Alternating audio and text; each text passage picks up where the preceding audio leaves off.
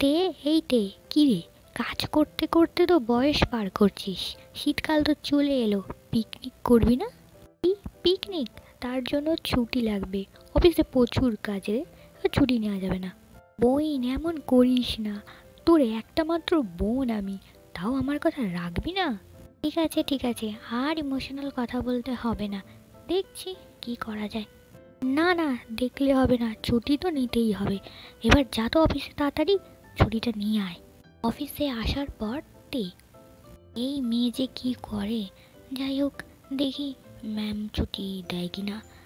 Ma'am ভেতরে আসবো? হুম, coming. কী ব্যাপার মিস তে, এত সকালে আমার কেবিনে, কি সমস্যা?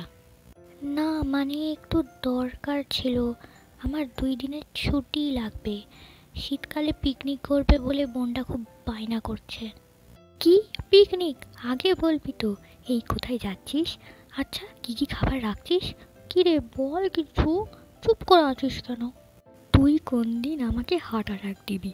এই তুই না কোম্পানির সিও, তুই এরকম বাচ্চামো করলে মানায়? কি হলো, তোমাদের মাথায় কিছু ঢুকছে না? চলো বুঝিয়ে দিচ্ছি। তে যে কোম্পানিতে কাজ করে সেই কোম্পানির সিইও আর কেউ না, তার ছোট্টবেলাকার বান্ধবী জিন। জিন বড়লোক ঘরের মেয়ে, কিন্তু তার মধ্যে কোনো অহংকার নেই। আর অন্যদিকে তে খুব মধ্যবিত্ত ঘরের সন্তান, তার বোনকে নিয়ে সে একাই থাকে। অনেক বছর আগে তাদের বাবা মা দুজনেই চলে গেছে। জিন একমাত্র সন্তান তার বাবার। অনেক কম বয়সেই জিনকে এই কোম্পানির দায়িত্ব দিয়ে তিনি দুনিয়া ত্যাগ করেন। আর জিনকে জন্ম দিতে গিয়েই তার মাও চলে যায়। ইন্টারভিউ দিতে যে কোম্পানিতে আসে কাকতালীয়ভাবে সেটা জিনেরই ছিল। তো চলো কেবিনে কি হচ্ছে দেখা যাক। এটা একটু কম, ভাগ্যিস সেই দিন ইন্টারভিউটা আমি নিয়েছিলাম। যাই হোক, অফিস শেষ হলেই তোর বাড়িতে যাব, মুড়ি খেতে খেতে পিকনিক নিয়ে আলোচনা হবে। অফিস শেষ করে জিন ডেকে নিয়ে তের বাড়িতে এলো। আরে জিন্দি, কেমন আছো? কতদিন পরে তোমাকে দেখছি। কে দিদি? আমি তো তোর থেকেও বয়সে ছোট। কি? হ্যাঁ হ্যাঁ, ঠিকই ঠিকই। যাই হোক, ভেতরে এসে বসো। কিছুক্ষণ পর মুড়ি মাখা মুখে চালান করতে করতে ওরা ঠিক করে কোথায় পিকনিক করবে। এ, আমাদের এলাকায় ওই যে কি যেন, মনে পড়ছে না, কি যেন, ও হ্যাঁ মনে পড়েছে, আর্মি পিকনিক স্পট, ওখানে গেলে কেমন হয়?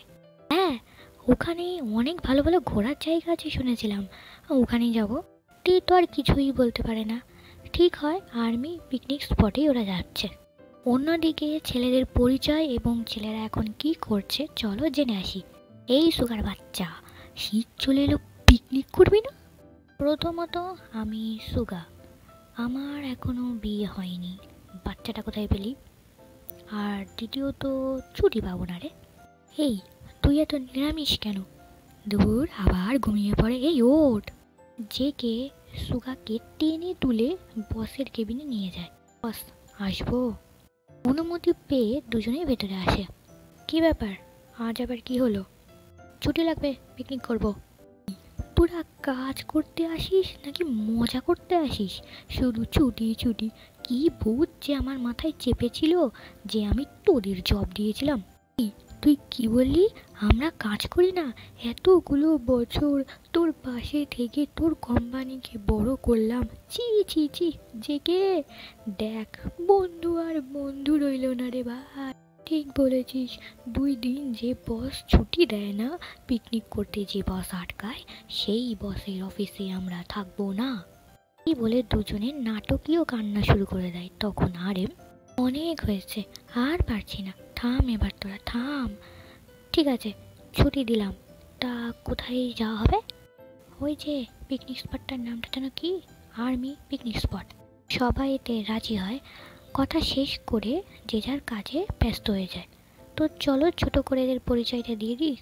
আরএম তার বাবার কোম্পানির বর্তমান সিইও। জেকে আর সুগা নিজের দক্ষতায় কিছু করবে বলে জবের জন্য ইন্টারভিউ দিতে শুরু করে। অনেক জায়গায় ইন্টারভিউ দিলেও তাদের মনের মতো তারা কাজ পাচ্ছিল না। অবশেষে আরএমের কোম্পানিতেই তারা জব নেয়, কারণ তারা ছোট থেকেই বেস্ট ফ্রেন্ড ছিল। জেকে এবং সুগার পরিবার দেশে থাকে আর তারা কাজের জন্য বিদেশে থাকে। হোয়াট হোয়াইট হ্যান্ডসাম জিন স্পেশাল রোম্যান্টিক গল্পের এটা প্রথম পার্ট। ভালো লাগে লাইক কমেন্ট শেয়ার আর অবশ্যই এর পরের পার্টগুলো কিন্তু অনেক ভালো হতে চলেছে। সাবস্ক্রাইব করতে ভুলো না, পার্পল আর্মি।